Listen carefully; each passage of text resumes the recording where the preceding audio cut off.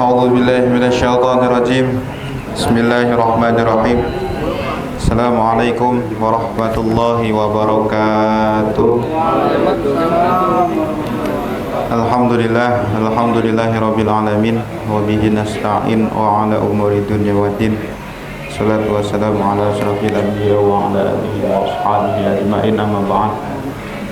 Yang pertama-tama, mari kita selalu panjatkan puji serta syukur kita kehadirat Allah Subhanahu wa taala yang telah memberikan kita nikmat iman, nikmat Islam, nikmat sehat walafiat. Dan tak lupa pula, mari kita curahkan selalu salawat beserta salam kita ya kepada baginda alam kita, Habibana wa Nabiyana Karim Muhammad sallallahu alaihi wasallam.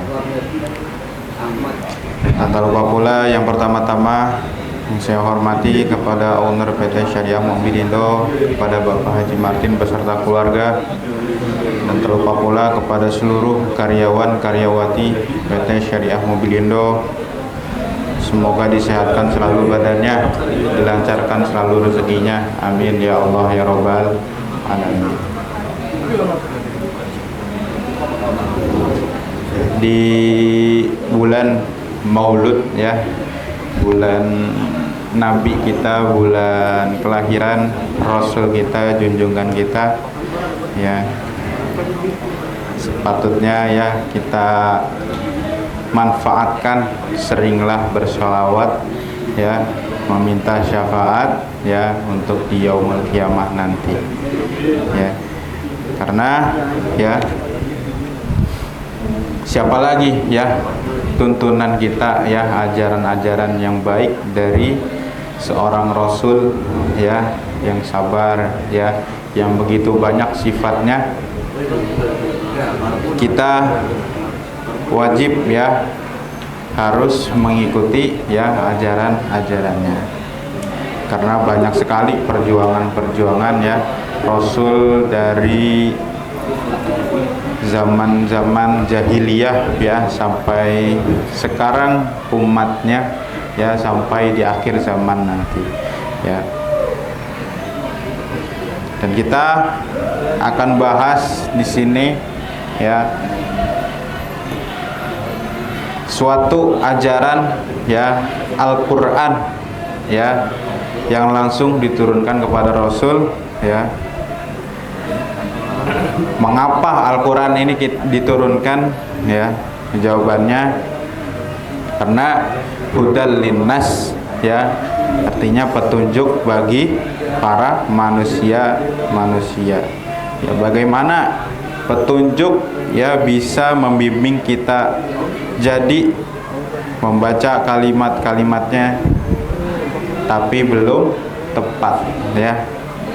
Atau kita akan bahas di sini ya pentingnya ya belajar pahamin Al-Qur'an ya, terus juga tajwidnya, makhorijul hurufnya, dan juga yang lain-lain ya. Karena di dalam surah Al-Muzammil ya, bacakan warattilil Qur'ana tartila ya, dan bacalah Al-Qur'an dengan tartil ya. Karena apa ya? Karena jika salah sedikit ya, salah makhorijul, salah pembacaan, salah gunah dikit, itu bisa mengubah artinya. Contohnya apa ya? Sering kita baca alhamdulillah ya dalam Quran Al-Fatihah, alhamdulillahirabbil alamin. Kadang ada yang baca alhamdulillah ya. Alhamdulillah artinya ya segala puji bagi Allah. Kalau alhamdulillah kematian atau kebinasaan ya, tuh bahaya ya. Kalau misalkan kita baca alhamdulillah ya, kematian atau kebiasaan dari Allah, nah tuh bahaya ya. Jangan sampai ya kita nggak tahu sedikit-sedikit makhorijul huruf ya, sifat-sifat huruf ya, bakal mengubah arti kata dari Al-Qur'an gitu. Lalu ya Keutamaannya apa? Ya, keutamaannya di dalam ilmu tajwid ya, hukumnya itu adalah fardu kifayah ya. Harus ada di suatu tempat ya orang yang nguasain ya teori ya secara mendalam ya. Lalu yang kedua itu menerapkan ya tajwid saat membaca Al-Qur'an ya, hukumnya fardu ain ya, fardu ain.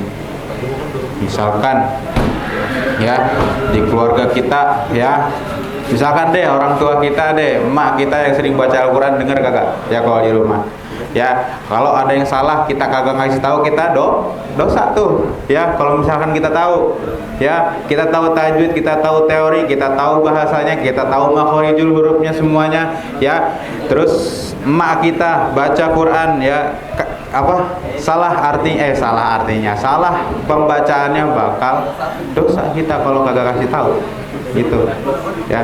Makanya ya di dalam kampung ataupun di dalam keluarga ya harus ada yang bisa paham ya, sedikit-sedikit mah itu ya. Karena Imam Ibnul Jazari ya, seorang ulama ya yang menciptakan kitab Jazariyah ya, terus juga hukum-hukum qiraat ya, ini pernah berkata, wal akhdhu bit tajwidi hatsmul lazim ya, man lam yujawwidil qur'ana asimun ya. Pernah ya, ada yang dengar, pasti pernah baca gitu.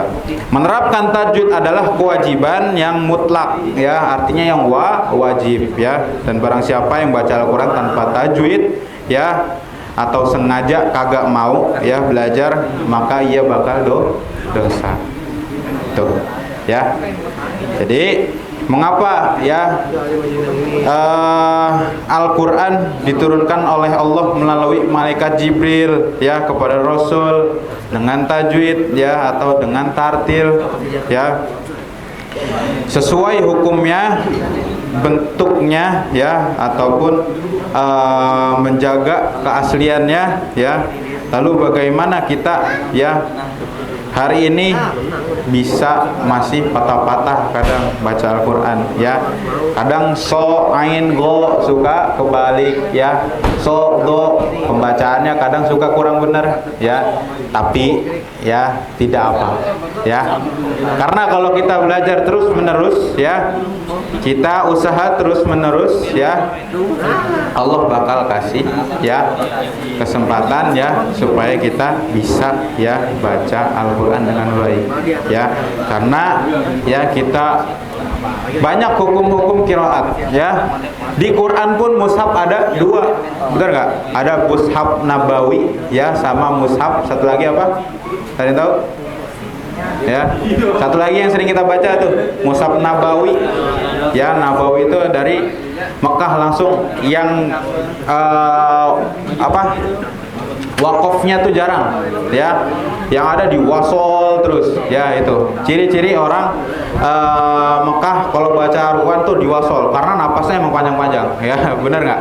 Tapi kalau Indonesia ya, kita banyak wakof berhentinya, tempat pemberhentian ya, itu beda-beda gitu.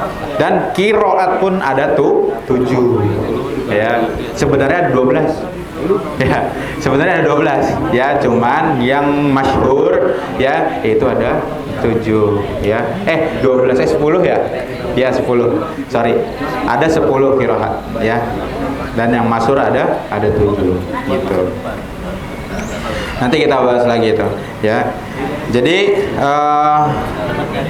tidak selamanya ya.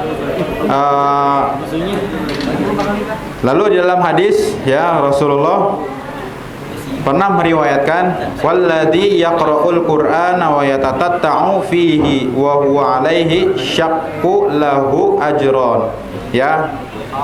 Lalu orang yang membaca Al-Quran akan bersama para malaikat yang paling mulia dan juga taat. Sedangkan ya orang yang membaca Al-Quran masih terbata-bata dan merasa kesulitan, maka ada 2 pahala gitu. Tapi tetap sama-sama ya. Yang nggak ada, maksudnya kalau kita belajar terus menerus ya, Allah pun kagak bakal ngasih dosa ke kita. Bener nggak? Kalau kita baca Al-Quran, misalnya kita belajar masih bata-bata, ya kagak ngapa, bukannya kagak boleh, ya, tapi kita harus belajar terus, gitu, ya. Lalu yang ketiga, di sini ada tahapan dalam mempelajari Al-Quran itu ada 3 ya. Yang pertama ada at-tashih ya, membenarkan bacaan. Yang kedua ada at-tafahum ya, memahami arti. Yang ketiga ada al-amal, itu mengamalkannya ya. Sering kita lupa mengamalkannya, bener kagak? Ya, mengamalkan kepada orang lain ya, ngajarin orang lain misalkan kalau kita udah bisa itu ya, padahal yang paling pahalanya besar itu adalah mengamalkan itu ya. Apalagi kita jago baca ya, atau yang udah tahu ya arti-arti ya, tajwid dikit-dikit ya. Kalau kita mengamalkannya itu sama aja kita menambahkan pahala jariah gitu ya, nggak akan putus-putus. Contohnya guru Quran yang paling mulia itu ya, guru kita ya, guru yang mengajarkan Al-Quran itu paling mulia ya, dibandingkan ya kitab-kitab lain. Karena Al-Quran adalah mukjizat paling besar ya di antara kitab-kitab yang lain. Itu yang kecilnya aja, nggak usah kita belajar kitab mana-mana pun ya, kita pahamin Al-Quran, kita tahu ya, itu bakal paham sendiri gitu. Jadi di bulan Maulud ini ya, di bulan suci juga ya, bulan kelahiran Nabi kita ya, seringlah kita sholawat, baca Quran ya, belajar pahamin dikit-dikit aja ya. Ya kalau di sini kan alhamdulillah ya, setiap malam Jumat kita yasinan ya. Itu aja ya, kita baca yasin yang benar ya, yang tartil ya, enak pembawaannya. Bener gak? Ya benar itu. Jadi itu aja ya tentang Al-Quran. Mungkin selanjutnya kita bakal kupas dikit-dikit ya tentang tajwid ya, tentang kiroat bagaimana bacanya. Mungkin lanjutnya lagi. Terima kasih ya dari saya. Wabillahi taufik wal hidayah. Wassalamualaikum warahmatullahi wabarakatuh.